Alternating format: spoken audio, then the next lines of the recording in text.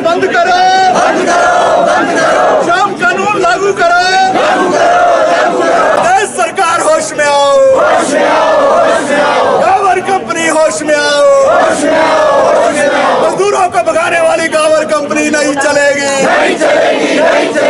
शिमला में 4 लेन निर्माण में लगी गावर कंपनी के खिलाफ लोगों का गुस्सा बढ़ रहा है।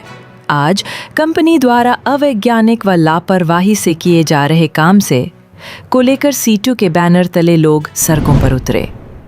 शिमला के मल्याना में पेट्रोल पंप के नज़दीक गावर कंपनी कार्यालय पर सीटू के कार्यकर्ताओं और स्थानीय लोगों ने प्रदर्शन किया। पिछले दिनों भट्टाकुफ में एक भवन ध्वस्त हो गया और साथ लगते कई मकान भी इसकी चपेट में हैं। साथ ही गत दिवस डंगा गिरने से मकान को खतरा पैदा हो गया और बागीचा तबाह हो गया था। के घरों को गिराना बंद करो, बंद करो, बंद करो। अवैज्ञानिक कटिंग नहीं चलेगी, नहीं चलेगी, नहीं चलेगी। अवैध कटिंग नहीं चलेगी, नहीं चलेगी, नहीं चलेगी। बेतरतीब निर्माण नहीं चलेगा, नहीं चलेगा, नहीं चलेगा। बेतरतीब नहीं चलेंगे, नहीं चलेंगे, नहीं चलेंगे। नहीं चलेंगे, नहीं चलेंगे, नहीं चलेंगे। नहीं चलेंगे, नहीं चलेंगे, नहीं चलेंगे। किसान मजदूर एकता जिंदाबाद, जिंदाबाद, जिंदाबाद। देश सरकार होश में आओ, होश में आओ, होश में आओ। गावर कंपनी होश में आओ, होश में आओ, होश में आओ। मजदूरों को भगाने वाली गावर कंपनी नहीं चलेगी, नहीं चलेगी, नहीं चलेगी। 12 घंटे काम करवा के 8 घंटे का वेतन देने वाली गावर कंपनी मुर्दाबाद, मुर्दाबाद, मुर्दाबाद। नशेखोरी बंद करो, बंद करो, बंद करो। श्रम कानून लागू करो, श्रम कानून लागू करो। गावर कंपनी पर कार्रवाई क्यों नहीं होती? गावर कंपनी पर कार्रवाई क्यों नहीं होती?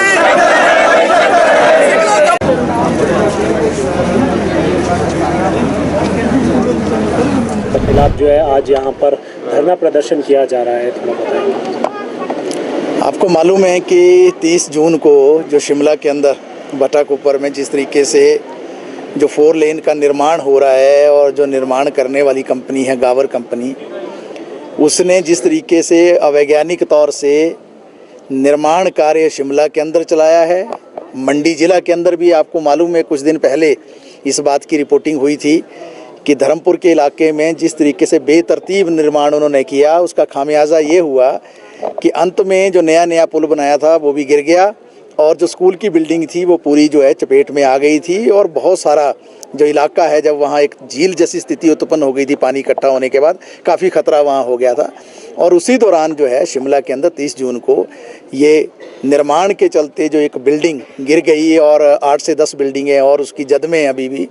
और पिछले कल आप लोगों ने ही रिपोर्ट किया है कि ढली के अंदर भी जिस तरीके से लंबी धार में एक बिल्डिंग जो उसको खाली करा लिया गया है। तो गावर कंपनी पूरे प्रदेश के अंदर जहां भी काम कर रही है पूरी तरह से नियमों की अनदेखी करती है। और हम शुरू से इस बात को कहते रहे हैं CIT और किसान सभा की ओर से कि हिमाचल प्रदेश के अंदर जो सड़कों का निर्माण हो रहा है, चाहे 4 लेन का निर्माण हो रहा है, चाहे नेशनल हाईवे का निर्माण हो रहा है, इसमें जो कंपनियां काम कर रही हैं, विशेष तौर पर Gawar company, Singla company, Bharat company और दूसरे जो भी कंपनियां हिमाचल के अंदर काम कर रही हैं, ये पूरी तरह से इनका राजनीतिज्ञों के साथ गठजोड़ है, ब्यूरोक्रेसी के साथ गठजोड़ है। राजनीतिज्ञों, ब्यूरोक्रेसी और कंपनियों के गठजोड़ का परिणाम जो है आज जनता भुगत रही है। हिमाचल प्रदेश के अंदर जहाँ जहाँ सड़कें बन रही हैं वहाँ वहाँ ही ये सड़कें तबाह भी हो रही हैं और साथ में जो है घर भी गिर रहे हैं, लोगों की जानें भी जा रही हैं और हिमाचल प्रदेश को काफ़ी आर्थिक नुकसान भी हो रहा है।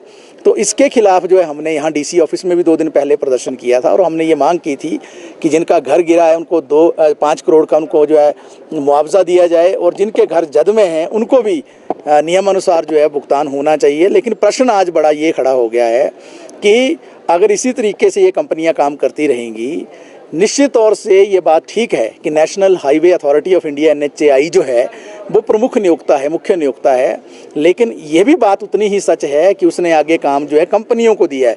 तो जो चर्चा भी चल रही है प्रदेश के अंदर वो NHAI के इर्द गिर्द तो घूम रही है, वो ठीक बात है कि उसको भी निशाने पे आना है क्योंकि काम तो वही करवा रहा है। लेकिन असल में जो निचले स्तर पर जो कंपनियां प्रैक्टिकल रूप में काम कर रही हैं, इनके खिलाफ सरकार एक भी शब्द नहीं बोल रही है। सरकार के कोई भी आला अधिकारी भी नहीं बोल रहे हैं, मंत्री भी नहीं बोल रहे हैं, सरकार के मुख्यमंत्री भी नहीं बोल रहे हैं, सरकार का कोई नुमाइंदा भी नहीं बोल रहा है। क्यों नहीं बोल रहा है? ये अपने आप में इस बात को रेखांकित कर रहा है कि इन कंपनियों से सीधी सीधी जो राजनीतिज्ञ हैं उसकी मिली भगत है। शिमला का आप उदाहरण ले लीजिए, ये जो कंपनियां हैं, इन कंपनियों के कार्यालय जो भाजपा कार्यालयों के, भाजपा नेताओं के घरों में हैं, और जो ठेके हैं और जो दूसरी चीज़ें हैं वो सारी चीज़ें जो हैं वो कांग्रेस के लोगों को मिल रहे हैं। तो पक्ष और विपक्ष भी इस विषय पे मिला हुआ है। इसके खिलाफ हमने वास्तव में आज तो प्रदर्शन रखा था गावर कंपनी के कार्यालय के बाहर मलियाना में, लेकिन जैसा कि मालूम चला कि कल एकाएक आनन फानन में मजदूरों को भी वहाँ से जो है भेज दिया गया और कंपनी के जो अधिकारी हैं, मैनेजमेंट के लोग, वो भी वहाँ से भागे।